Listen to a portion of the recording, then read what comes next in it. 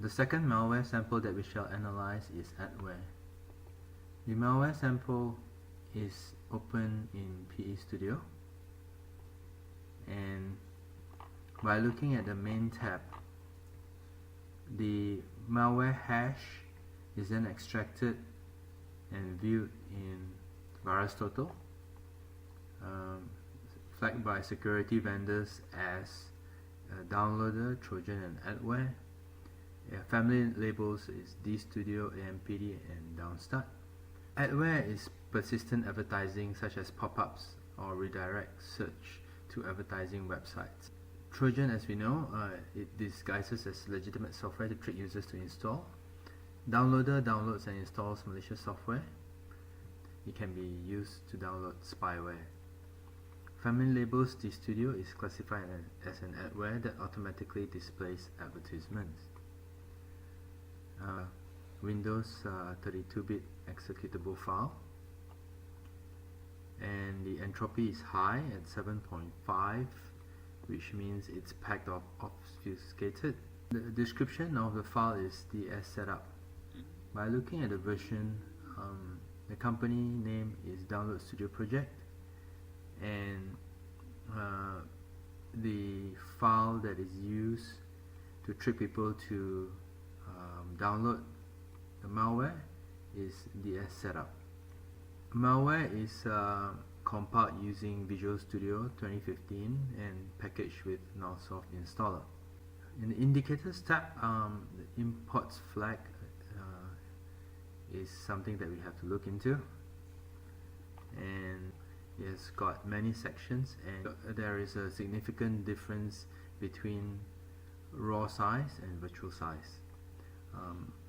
Firstly, let's look at the file ratio. File ratio of 29% means that file size on disk is 29% compared to memory allocation. Typically, PE files have file ratios above 50%. The text section where the executable is stored displays normal entropy, but the file at 4.52% is particularly unusual, as this contains the core logic and execution instructions of the program. However, if we look at the data and gdata sections, where variables, data, and payload is stored, you can see that the raw size for the data section at 512 bytes compared to virtual size at 455 kilobytes, and the gdata section shows 0 bytes raw size and 2.1 megabytes virtual size. So this is something we should be watchful of, because it shows that the malware is dynamically allocating memory reserved for dynamically generated or loaded data, such as decrypted or downloaded content, and perform in-memory operations. By storing and executing payload from memory, this is an evasion technique to avoid disk-based detection system. The resource section refers to resources that are non-executable, and there are icons, images, versions, and menus. So the resource section is also suspicious, because we see that the size is high at 23.28%. So by looking at the version tab, we notice that it has an executable in the resource section, which is unusual, because it is not normal for an executable file to contain another executable file. This secondary payload is packed and obfuscated and extracted and injected into memory during runtime. Typical downloader malware behavior to avoid detection by traditional antivirus tools. In the library section, PeStudio did not flag anything suspicious here, but in the imports tab, items flagged were clipboard manipulation, privilege manipulation, and file input-output operations, and file system integration. Clipboard manipulation, empty clipboard, set clipboard, close clipboard, open clipboard. All this is to steal sensitive information such as copied passwords, financial details, and data exfiltration. It can also inject malicious content into clipboard to be executed by a user. Open process token, adjust token privileges. These are access token manipulation and can be used to escalate privileges or impersonate user or system processes. It can grant itself admin rights to bypass access control mechanisms and modify and delete system files.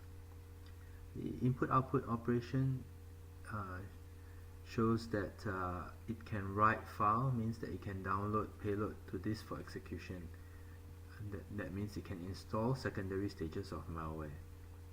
SHGet special folder location is a system file interaction that can drop files or configure persistent mechanisms by placing executables in these locations.